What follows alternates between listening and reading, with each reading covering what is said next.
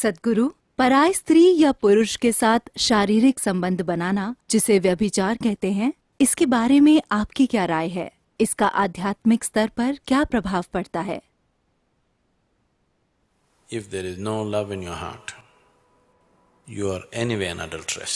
अगर आपके दिल में प्यार नहीं है तो आप व्यभिचारी ही हैं। अगर आपने ऐशो आराम के लिए खुद को जीवन के किसी पहलू के हवाले कर दिया है, जरूरी नहीं कि वो आदमी हो या औरत हो, दिल में प्यार के बिना अगर आप खुद को जीवन के किसी पहलू के हवाले कर देते हैं तो आप एक व्यभिचारी हैं, है ना?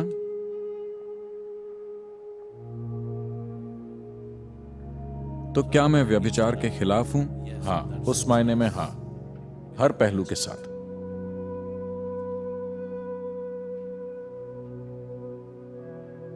लेकिन अगर आप उस बारे में बात कर रहे हैं जिसे समाज व्यभिचार मानता है, तो ये उस व्यक्ति पर है, और जो भी काम आप करते हैं उसका एक नतीजा होता है।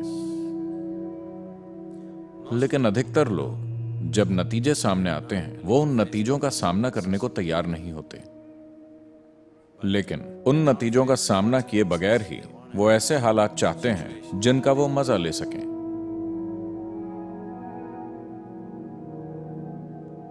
फिर Anybody who is not willing कोई भी इंसान जो अपने किए हुए कामों के नतीजों को खुशी खुशी स्वीकार करने को तैयार नहीं है, वो बस एक मूर्ख है। और a fool is somebody मूर्ख वो होता है जो अपने ही खिलाफ काम करता है, जो अपने ही खिलाफ काम करता है। कोई भी इंसान जो खुद को अपने खिलाफ कर लेता है या कर लेती है,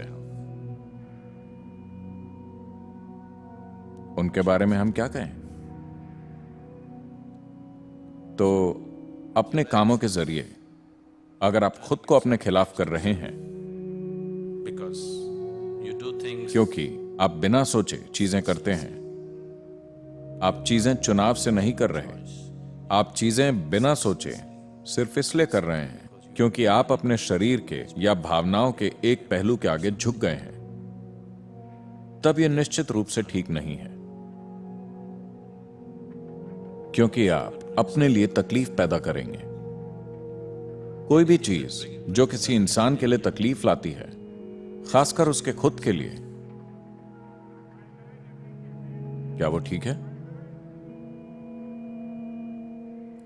कोई इंसान जो खुद के लिए दुख और तकलीफ को न्योता देता है, वजह चाहे जो भी हो, उसका कोई तुक नहीं है। मैं किसी चीज के खिलाफ या पक्ष में नहीं हूं। मैं चाहता हूं कि आप समझदारी से जिएं। जिसमें भी आपको सबसे ज्यादा समझदारी लगे, आपको वही करना चाहिए।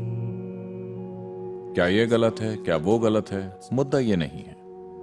क्या आप अपना जीवन समझदारी से जी रहे हैं? सवाल बस यही है। or are you a slave of something? या क्या आप किसी चीज के गुलाम हैं और मेरी सहमति लेने की कोशिश कर रहे हैं अपनी किसी बेवकूफी के लिए? नहीं, मैंने न तो किसी काम के लिए मंजूरी दी है और न ही नामंजूरी दी है। As long जब तक आप उस बारे में समझदारी से बर्ताव कर रहे हैं जो आप कर रहे हैं। नासमझी भरा जीवन पाप है ना? अगर आप समझदारी से जीते हैं, इस तरह से कि ईश्वर भी आप पर गर्व करे, तो ठीक है।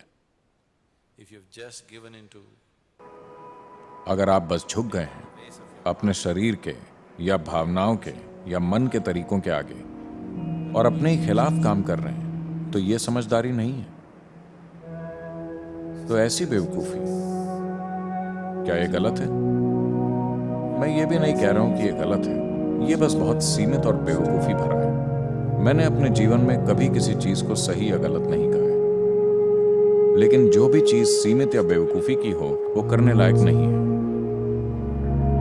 तो मैं कहूंगा कि व्यभिचार करने लायक नहीं है। क्या यह सही है या गलत?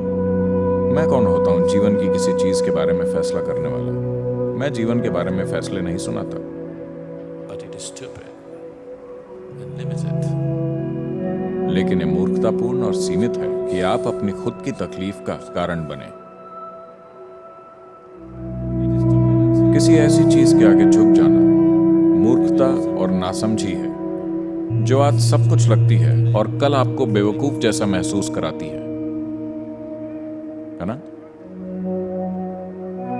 उस चीज के आगे झुक जाना बेवकूफी होगी जो आपको आज सब कुछ लग रही है और वही कल सुबह आपको खुद मूर्ख जैसा महसूस कराए, किसी दूसरे को नहीं। That is a senseless way to live. ये जीने का नासमझी भरा तरीका है। आपको इस तरह से जीना चाहिए, इतनी समझदारी से कि देवताओं को भी आपसे जलन होनी चाहिए।